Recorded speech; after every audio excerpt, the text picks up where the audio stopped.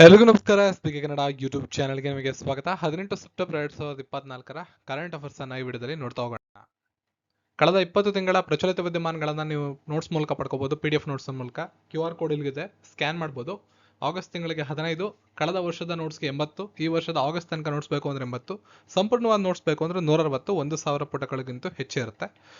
Official WhatsApp number ಇದೆ, phone pay QR code ಇದೆ. ಯಾವುದೇ ಒಂದು ಗೂಗಲ್ ಪೇ ಇರ್ಬೋದು, ಫೋನ್ ಪೇ ಇರ್ಬೋದು. QR ಕೋಡ್ನ ಸ್ಕ್ಯಾನ್ ಮಾಡಿ ಪೇಮೆಂಟ್ ಅನ್ನು ಮಾಡಿ ಸ್ಕ್ರೀನ್ಶಾಟನ್ನು ವಾಟ್ಸಪ್ಗಾಗಲಿ ಅಥವಾ ಇಮೇಲ್ಗಾಗಲಿ ಕಳಿಸಿ ನಿಮಗೆ ಸಾಫ್ಟ್ ಕಾಪಿಯನ್ನು ಕಳಿಸ್ಕೊಡ್ಲಾಗುತ್ತೆ.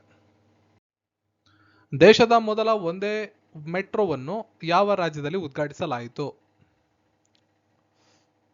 ಇದನ್ನ ಗುಜರಾತ್ ಅಲ್ಲಿ ಉದ್ಘಾಟನೆ ಮಾಡಿದ್ದಾರೆ. ಭಾರತದ ಮೊದಲ ಒಂದೇ ಮೆಟ್ರೋ ಸೇವೆಯನ್ನ ನಮೋ ಭಾರತ್ ರ್ಯಾಪಿಡ್ ರೈಲು ಎಂದು ಮರುನಾಮಕರಣ ಮಾಡಲಾಗಿದೆ. ಪ್ರಧಾನಿ ನರೇಂದ್ರ ಮೋದಿ ಅವರು ಸೆಪ್ಟೆಂಬರ್ 16ರಂದು ಭುಜ್ ಮತ್ತು ಅಹಮದಾಬಾದ್, ಇಂಪಾರ್ಟೆಂಟು, ಮುಂದೆ ಕೇಳೋ ಸಾಧ್ಯತೆಗಳಿದೆ, ಭುಜ್ ಮತ್ತು ಅಹಮದಾಬಾದ್ ನಡುವೆ ಚಾಲನೆಯಲ್ಲಿರುವ ಈ ಸೇವೆಯನ್ನ ವಾಸ್ತವವಾಗಿ ಪ್ರಾರಂಭಿಸಿದ್ರು. ವರ್ಚುವಲ್ ಮೋಡ್ನಲ್ಲಿ ಪ್ರಾರಂಭ ಮಾಡಿರ್ತಾರೆ. ಪ್ರಧಾನಮಂತ್ರಿಯವರು ಅಹಮದಾಬಾದ್ನಲ್ಲಿ ಉಪಸ್ಥಿತರಿರುವಾಗ ಇದನ್ನ ಭುಜ್ ರೈಲು ನಿಲ್ದಾಣದಿಂದ ಉದ್ಘಾಟನೆ ಮಾಡಲಾಯಿತು. ಇದಲ್ಲದೆ ಹಲವು ಒಂದೇ ಭಾರತ್ ಎಕ್ಸ್ಪ್ರೆಸ್ ರೈಲುಗಳಿಗೆ ಪ್ರಧಾನಿ ಚಾಲನೆಯನ್ನ ನೀಡಿದ್ದಾರೆ. ಮುಂದಿನ ಪ್ರಶ್ನೆ, ಅಂತಾರಾಷ್ಟ್ರೀಯ ಕ್ರಿಕೆಟ್ ಅಂಪೈರ್ ಆದ ಮೊದಲ ಪಾಕಿಸ್ತಾನಿ ಮಹಿಳೆಯ ಹೆಸರೇನು? ಸನಾ ಮೀರ್, ಸಲೀಂ ಇಮ್ತಿಯಾಜ್, ಕಾನೈತ್ ಇಮ್ತಿಯಾಜ್, ಮೇಲಿನ ಯಾರೂ ಅಲ್ಲ. Option B Salima Imtiaz. Salima Imtiaz ICC development umpire ಪ್ಯಾನೆಲ್ಗೆ ನಾಮನಿರ್ದೇಶನಗೊಂಡ ಮೊಟ್ಟ ಮೊದಲ ಪಾಕಿಸ್ತಾನಿ ಮಹಿಳೆಯಾಗಿದ್ದಾರೆ. ಇದನ್ನ ಪಾಕಿಸ್ತಾನ ಕ್ರಿಕೆಟ್ ಮಂಡಳಿ ಅಧಿಕೃತವಾಗಿ ಘೋಷಣೆ ಮಾಡಿದೆ. ಇದರೊಂದಿಗೆ ಮಹಿಳೆಯರ ದ್ವಿಪಕ್ಷೀಯ ಅಂತಾರಾಷ್ಟ್ರೀಯ ಪಂದ್ಯಗಳು ಮತ್ತು ICC ಮಹಿಳೆಯರ ಸ್ಪರ್ಧೆಗಳಲ್ಲಿ ಅಂಪೈರ್ ಮಾಡೋದಕ್ಕೆ ಅವರಿಗೆ ಅವಕಾಶ ಸಿಗುತ್ತೆ. ಯಾವ ನಗರವು ಉತ್ತರ ಪ್ರದೇಶದ ಅತಿದೊಡ್ಡ ಪ್ರವಾಸಿ ಕೇಂದ್ರವಾಗಿ ಹೊರಹೊಮ್ಮಿದೆ? ಆಪ್ಷನ್ 3 ಅಯೋಧ್ಯೆ. ರಾಮನಗರಿ ಅಯೋಧ್ಯೆಯು ವಾರಣಾಸಿಯನ್ನ ಬಿಟ್ಟು ಉತ್ತರ ಪ್ರದೇಶದ ಅತಿದೊಡ್ಡ ಪ್ರವಾಸಿ ಆಕರ್ಷಣೆ ಎಂಬ ಹೆಗ್ಗಳಿಕೆಯನ್ನ ಸಾಧಿಸಿದೆ. ಈ ವರ್ಷದ ಮೊದಲ 6 ತಿಂಗಳಲ್ಲಿ 11 ಕೋಟಿ ದೇಶಿ ಮತ್ತು ವಿದೇಶಿ ಪ್ರವಾಸಿಗರು ಅಯೋಧ್ಯೆಗೆ ಭೇಟಿ ನೀಡಿದರೆ 4.61 ಕೋಟಿ ಪ್ರವಾಸಿಗರು ವಾರಣಾಸಿಗೆ ಭೇಟಿಯನ್ನು ನೀಡಿದ್ದಾರೆ. ರಾಜ್ಯದ ಪ್ರವಾಸೋದ್ಯಮ ಇಲಾಖೆ ಇತ್ತೀಚೆಗೆ ಬಿಡುಗಡೆ ಮಾಡಿದ ಅಂಕಿ ಅಂಶಗಳ ಪ್ರಕಾರ ಮೊದಲ 6 ತಿಂಗಳ ಅವಧಿಯಲ್ಲಿ ಸುಮಾರು 33 ಕೋಟಿ ಪ್ರವಾಸಿಗರು ಉತ್ತರ ಪ್ರದೇಶದ ವಿವಿಧ ಸ್ಥಳಗಳಿಗೆ ಭೇಟಿ ಕೊಟ್ಟಿರುತ್ತಾರೆ. ಕ್ರಿಕೆಟಿಗ ದುನಿತ್ ವೆಲ್ಲೆಜ್ ಅವರನ್ನು ಆಗಸ್ಟ್ 2024ರ ICC ಪುರುಷರ ತಿಂಗಳ ಆಟಗಾರ ಎಂದು ಹೆಸರಿಸಲಾಗಿದೆ. ಅವರು ಯಾವ ತಂಡವನ್ನ ಪ್ರತಿನಿಧಿಸುತ್ತಾರೆ? ಸರಿಯಾದ ಉತ್ತರ ಶ್ರೀಲಂಕಾ. ಶ್ರೀಲಂಕಾ ತಂಡದ ಆಟಗಾರರಾದ ದುನಿಜ್ ವೆಲ್ಲೆಜ ಮತ್ತು ಹರ್ಷಿತಾ ಸಮರವಿಕ್ರಮ ಅವರನ್ನ ಆಗಸ್ಟ್ ತಿಂಗಳ ICC ಆಟಗಾರರು ಅಂತ ಹೆಸರಿಸಲಾಗಿದೆ, ಪುರುಷ ಮತ್ತು ಮಹಿಳಾ ವಿಭಾಗದಲ್ಲಿ. ಓಕೆನಾ?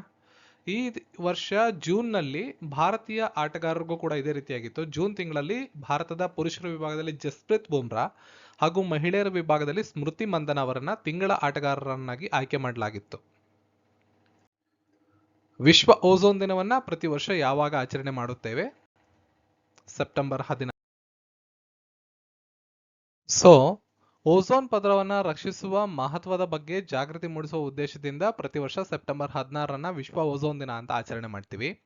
ಸೆಪ್ಟೆಂಬರ್ 16, 1987ರಲ್ಲಿ ಓಝೋನ್ ಪದರವನ್ನ ಸವಕಳಿಗೊಳಿಸುವ ವಸ್ತುಗಳ ಮೇಲಿನ ಮಾಂಟ್ರಿಯಲ್ ಪ್ರೋಟೋಕಾಲ್ಗೆ ಸಹಿ ಹಾಕಲಾಗಿದೆ. 1994ನೇ ಇಸ್ವಿಯಿಂದ ವಿಶ್ವಸಂಸ್ಥೆಯು ಸೆಪ್ಟೆಂಬರ್ 16ರನ್ನ ಆಚರಣೆ ಮಾಡ್ಕೊಂಡು ಬರ್ತಾ ಇದೆ ವಿಶ್ವ ಓಝೋನ್ ದಿನ ಅಂತ. ಈ ವರ್ಷ ವರ್ಲ್ಡ್ ಓಝೋನ್ ಡೇನ ನಾವು ನವದೆಹಲಿಯಲ್ಲಿ ಆಚರಣೆ ಮಾಡಿದ್ದೀವಿ, ಭಾರತದ ನವದೆಹಲಿಯಲ್ಲಿ. Montreal protocol advancing climate actions ಅನ್ನೋ ಥೀಮ್ 2024ರ ವಿಶ್ವ ಓಝೋನ್ ದಿನದ ಥೀಮ್ ಆಗಿದೆ. Very very important. ಈ ವರ್ಷದ ಸ್ಪರ್ಧಾತ್ಮಕ ಪರೀಕ್ಷೆಗಳಲ್ಲಿ ಕೇಳೋ ಸಾಧ್ಯತೆಗಳು ತುಂಬಾ ಇದೆ. ದೆಹಲಿಯ ನೂತನ ಮುಖ್ಯಮಂತ್ರಿಗಳಾಗಿ ಯಾರು ನೇಮಕಗೊಂಡಿದ್ದಾರೆ? ಅತಿಶಿ ಮರ್ಲೇನ್ ಅವರು ಆಯ್ಕೆಯಾಗಿರ್ತಾರೆ. ದೆಹಲಿಯ ನೂತನ ಮುಖ್ಯಮಂತ್ರಿಗಳಾಗಿ ಅತಿಶಿ ಮರ್ಲೇನ್ ಅವರನ್ನ ಆಮ್ ಆದ್ಮಿ ಪಾರ್ಟಿ ಪ್ರಕಟ ಮಾಡಿದೆ.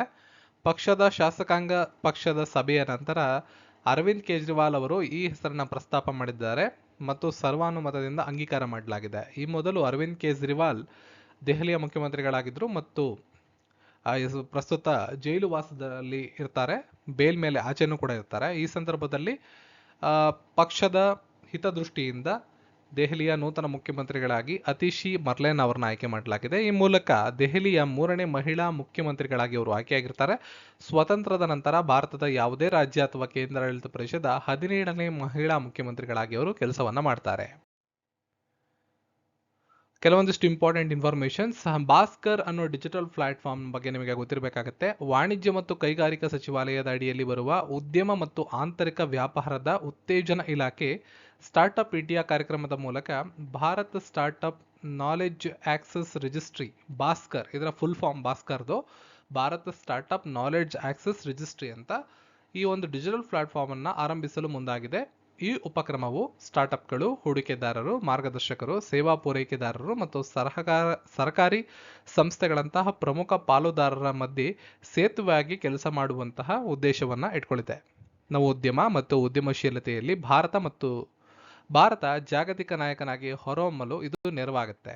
ಈ ಪ್ಲಾಟ್ಫಾರ್ಮ್ ಸ್ಟಾರ್ಟ್ಅಪ್ಗಳು ನೇರವಾಗಿ ನಿರ್ಧಾರ ಕೈಗೊಳ್ಳೋದಕ್ಕೆ ಮತ್ತು ಪರಿಣಾಮಕಾರಿಯಾಗಿ ಕೆಲಸ ಮಾಡೋದಕ್ಕೆ ಸಹಾಯ ಮಾಡ್ತವೆ. ಇಂಧನ ಕ್ಷೇತ್ರದಲ್ಲಿ ಸಾಧನೆ. ಕರ್ನಾಟಕಕ್ಕೆ 4 ಪ್ರಶಸ್ತಿಗಳು. ಗುಜರಾತ್ನ ಗಾಂಧಿನಗರದಲ್ಲಿ ಆಯೋಜನೆಯಾಗಿದ್ದ ನವೀಕರಿಸಬಹುದಾದ ಇಂಧನ ಹೂಡಿಕೆದಾರರ ಸಮಾವೇಶದಲ್ಲಿ ಕರ್ನಾಟಕ ಸರ್ಕಾರಕ್ಕೆ ಒಟ್ಟು 4 ವಿಭಾಗಗಳಲ್ಲಿ ಪ್ರಶಸ್ತಿಗಳು ದೊರೆತಿವೆ. ಪ್ರಧಾನಿ ನರೇಂದ್ರ ಮೋದಿ ಅವರು ಭಾಗವಹಿಸಿದ್ದಂಥ 4ನೇ ಆವೃತ್ತಿಯ ಜಾಗತಿಕ ನವೀಕರಿಸಬಹುದಾದ ಇಂಧನ ಹೂಡಿಕೆದಾರರ ಸಮಾವೇಶ ಮತ್ತು ಎಕ್ಸ್ಪೋ ಇದರಲ್ಲಿ ಕರ್ನಾಟಕ ಉತ್ತಮ ಸಾಧನೆಯನ್ನು ಮಾಡಿದೆ. ಸೌರಶಕ್ತಿ ಸ್ಥಾಪಿತ ಸಾಮರ್ಥ್ಯ ವಿಭಾಗದಲ್ಲಿ ದೇಶದಲ್ಲಿ 2ನೇ ಸ್ಥಾನ, ಪವನಶಕ್ತಿ ಸ್ಥಾಪಿತ ಸಾಮರ್ಥ್ಯದಲ್ಲಿ 3ನೇ ಸ್ಥಾನ, ಜಲವಿದ್ಯುತ್ ಸ್ಥಾಪಿತ ಸಾಮರ್ಥ್ಯದಲ್ಲಿ 2ನೇ ಸ್ಥಾನ ಮತ್ತು ಪಾವಗಡ ಸೋಲಾರ್ ಪಾರ್ಕ್ಗೆ ದೇಶದ ಅತಿದೊಡ್ಡ ನವೀಕರಿಸಬಹುದಾದ ಇಂಧನ ಪಾರ್ಕ್ ಅನ್ನೋ ಪುರಸ್ಕಾರ ಸೇರಿದಂತೆ ಒಟ್ಟು 4 ಪ್ರಶಸ್ತಿಗಳನ್ನ ತನ್ನದಾಗಿಸಿಕೊಂಡಿದೆ. ಬೆಂಗಳೂರಿನಲ್ಲಿ ಸತತ 90 ದಿನ ಹಾರಬಲ್ಲ ಸೌರಶಕ್ತಿ ಚಾಲಿತ ವಿಮಾನ ಅಭಿವೃದ್ಧಿಯಾಗಿದೆ.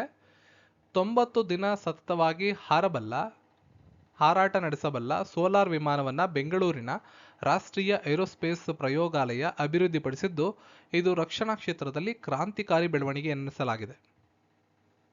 ಹೈ ಆಲ್ಟಿಟ್ಯೂಡ್ ಪ್ಲಾಟ್ಫಾರ್ಮ್ ಎಂಬ ಹೆಸರಿನ ವಿಮಾನ ಭೂಮಿಯಿಂದ 17ರಿಂದ 20 ಕಿಲೋಮೀಟರ್ ಎತ್ತರದಲ್ಲಿ ಇದು ಹಾರುತ್ತೆ. ಇದು 12 ಮೀಟರ್ ಉದ್ದವಿದ್ದು ಸುಸಜ್ಜಿತವಾಗಿ 22 kg ತೂಗುತ್ತೆ.